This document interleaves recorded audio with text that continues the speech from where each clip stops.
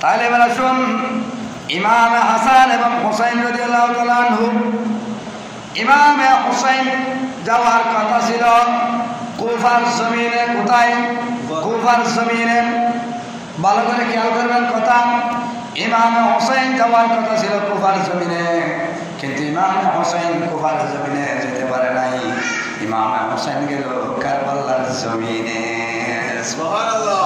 কেন? আমার রাসূল 1400 বছর পূর্বে বলেছিলেন তুমি কারবালার জমিনে শহীদ হবে, ঠিক কিনা? কেন তুমি কুফার জমিনে যাবে? কুফার জমিনে শহীদ হলেন মাওলা আলী। হযরতে মাওলা আলী শেরে খুদা বেলায়েতের সম্রাট মিনিস্টারি সফরের মধ্যে গিয়েছিলেন।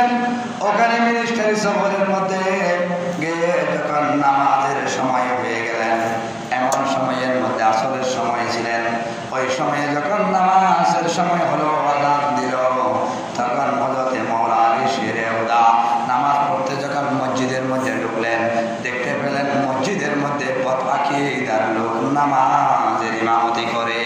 নাউজুবিল্লাহ। তখন মাওলা আলী পড়ে নাই। এই মাওলা আলী যে নামাজ চলাকালীন অবস্থায় পড়ে নাই, চলে গেছে। এবং এটা কার নির্দেশ, কার ঘোষণা? আল্লাহর হাবিবের ঘোষণা। কার? আল্লাহর নবী মানা করলেন, হে মাওলা আলী শেরে খুদা, তুমি কোনো বাতিলের পিছনে, কোনো বদকারের পিছনে, কোনো পথভ্রষ্টকারীর পিছনে ইক্তেদা করবে না, কারণ আমি রাসূল, মদিনাওয়ালা রাসূল, তোমাকে ঘোষণা দিয়ে দিলাম। বলি সুবহানাল্লাহ। সেজন্য বাতিলের পিছনে কি করে নাই? ইক্তেদা করে নাই। কিন্তু আরেকটা মশলা আছে, নামাজের খেয়াল করবেন। কোন লোক যদি নামাজ পড়ায় তোমার কাছে ভালো লাগে নাই, যেমন মনে করেন আমিও কি মন্দ, আমার পিছনে তোমার ইক্তেদা করতে ভালো লাগতেছে না, তুমি মসজিদে এসে কিন্তু চলেও যেতে পারতেছো না, মাসালা খেয়াল করেন, তাহলে আমার পিছনে নামাজ পড়ে ফেলবেন, নামাজের অর্থ হয়ে গেছে, ঠিক কিনা? নামাজ পড়ার পরে তোমাকে যখন, আমাকে যখন তোমার ভালো লাগে নাই, তোমার যখন নামাজের মধ্যে শোনো, নামাজ কয় মন? নামাজ কয় মন? এক মন। নামাজ এক মন। তাহলে ভালো লাগে নাই, তাহলে আমার পিছনে ইক্তেদা করে সালাম ফিরে তুমি আবার খালি গায়ে নামাজ পড়ে দেবে। সুবহানাল্লাহ। যদি খালি গায়ে নামাজ না পড়েন তাহলে আমরা নামাজ হবে না, কারণ আমার উপর তো আপনার ইমান নেই, আসেনি? আমার উপর তো আপনার কি নাই? ইক্তেদা নেই। আপনি তো আমার উপর ইক্তেদা দিলে হাজার ইমাম বলেন নাই, সেজন্য আপনাকে কি করতে হবে? নামাজ পড়াই দিতে হবে। এটা মাসালা খেয়াল রাখবেন। তাহলে মিনিস্টারি সফরের মধ্যে মাওলা আলী শেরে খুদা পরে নাই বাতিলের পিছনে নামাজ। যখন ওরা নামাজ পড়ে যখন চলে গেলাম, যে কোনো নামাজের পরে আরেকটি নামাজ সানি জামাতের সময় থাকে, থাকে কিনা? থাকে। সেজন্য নামাজ ওয়াক্ত মজিম নামাজ ফরজ নাম ফরজ। কারণ কেন নামাজ এজন্য ওয়াক্ত মজিম পড়তে হবে, যেহেতু আরেকটি সানি জামাত আপনার ফরজ নামাজের পরে যেন হইতে পারে, ঠিক কিনা? তাহলে বুঝতে হবে, মাসালা বুঝতে হবে। তাহলে ইমাম হযরত মাওলানা আলী শেরে খুদা বেলায়েতের সম্রাট তখন মিনিস্টারি সফরে যখন গেলেন, নামাজ পড়লেন না। পুরা যখন নামাজ পড়ে চলে গেলেন, তখন ওই জায়গার মধ্যে ইমাম হযরত মাওলানা আলী শেরে খুদা বেলায়েতের সম্রাট ইমামতি করতে গেলেন। ওনার সৈন্যবাহিনী যারা গিয়েছেন, ওনার সহযোগী পার্টি যারা গিয়েছেন, তাদেরকে নিয়ে ইমাম আলী মকাম রাদিয়াল্লাহু তাআলা আনহু কি করতে লাগলেন? নামাজ পড়তে লাগলেন। আসরের নামাজের নিয়ত মানলেন। একটি কথা খেয়াল করবেন, যারা আল্লাহর ওলি, যারা আল্লাহর মকবুল ওলি, যারা আল্লাহর ওই জবরদস্ত ওলি, ওই ওলিদের সিজদা লম্বা হয়ে থাকে, ওলিদের সিজদা লম্বা হয়ে থাকে। আমরা তো সুবহানাল্লাহ 3 বার বলি, বেশি 5 বার বলি, না হয় 7 বার বলি, কিন্তু নয় আল্লাহর ওলিরা 100 বার তাসবিহ পড়ে। সেজদার মধ্যে 100 বার পড়ে, রুকুর মধ্যে 100 বার পড়ে, দাঁড়ায় 100 বার পড়ে, এবং বসে 100 বার পড়ে। তো সময়টা লম্বা হয় কিনা বাবারা? তাহলে বোঝা যায় আল্লাহর ওলিদের সিজদা হচ্ছে লম্বা। যখন সিজদার মধ্যে গেলেন, সুবহানাল্লাহ আলা যখন পড়তেছেন, আল্লাহর ওলিরা এবং সাহাবায়ে কেরামরা যখন নামাজ পড়ে, আমাদের মতো না, আমাদের তো নামাজ পড়ার সময় যখন মুসাইকাম হয় আমরা তাপা মারি কিনা? মারি।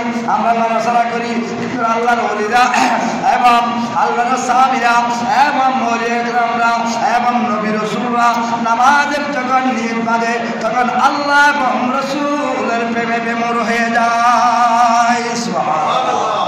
আল্লাহ তো রাসূলের প্রেমে কি হয়? ভিতরে সাক্ষাৎ করে দুনিয়ার হালত না থাকে। তাহলে বোঝা যায় যখন সেজদার মধ্যে গেলেন দেখতেছেন সেজদার থেকে উঠতেছে না, এমন সময়ের মধ্যে মাওলা আলী যখন সেজদায় গেল তখন বাতিলের বড় খেলার সন্তান একজন নাম হলো আব্দুর রহমান ইবনে মুলজম। কি নাম? আব্দুর রহমান ইবনে মুলজম। উনি কি করলেন? বড় একটা তরবারি নিয়ে আর দেরি করলেন না, আব্দুর রহমান ইবনে মুলজম হযরত মাওলা আলীর গর্দান দিয়ে এমনভাবে খোঁচাতে শুরু করে দিলেন। কিন্তু মাওলা আলী নাও বলে নাই, হাও বলে নাই। কারণ কেন? আল্লাহর ওলিরা, আল্লাহর সাহাবায়ে কেরামরা, নবী রাসূলরা নামাজের মধ্যে, নামাজের খেয়ালের মধ্যে কোন দুনিয়ার খেয়াল থাকে না, ওদের খেয়াল থাকে আল্লাহ এবং নবীর প্রেমে। সুবহানাল্লাহ। তখন শোয়াতে বোঝাতে মাওলা আলী শিরে খুদাকে আর দেরি করে নাই, ওই নামাজের মধ্যে গর্দান দিয়ে শহীদ করে দিল। ইন্না লিল্লাহি ওয়া ইন্না ইলাইহি রাজিউন।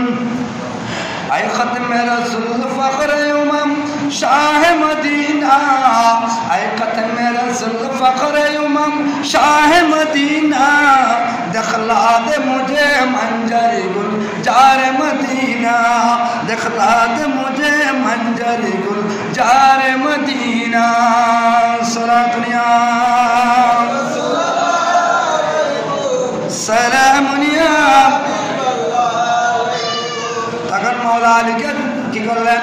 ওই মিনিস্টারি সফরের জমিনের মধ্যে নিষ্ঠুরভাবে শহীদ করলেন। ওই আব্দুর রহমান ইবনে মুলজম, এটা হচ্ছে বড় একজন কেডার সর্দার। উনি কি করলেন? গর্দান দিয়ে শহীদ করে দিলেন। এবার আসেন ইমাম হুসাইন রাদিয়াল্লাহু তাআলা আনহু শহীদ হলেন কারবালার জমিনের মধ্যে। ইমাম হুসাইন রাদিয়াল্লাহু তাআলা আনহুকে শিমর শহীদ করতে পারে নাই।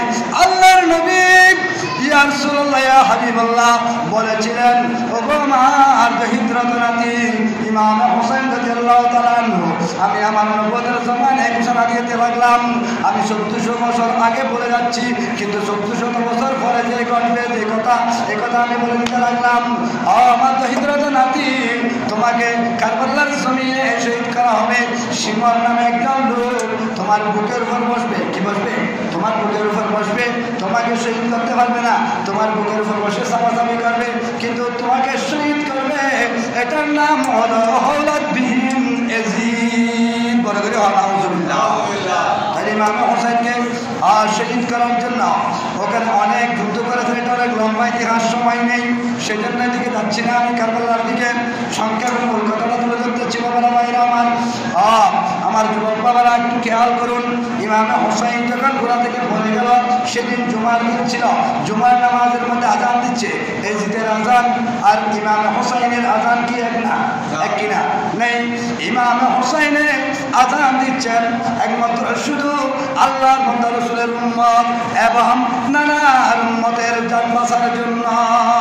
সুবহানাল্লাহ। আর জিদিক যারা আজান দিচ্ছে এরা হচ্ছে নামধারী মুসলমান, এরা আজান দিচ্ছে একমাত্র শুধু দুনিয়ার গদির লোভে। নাউজুবিল্লাহ।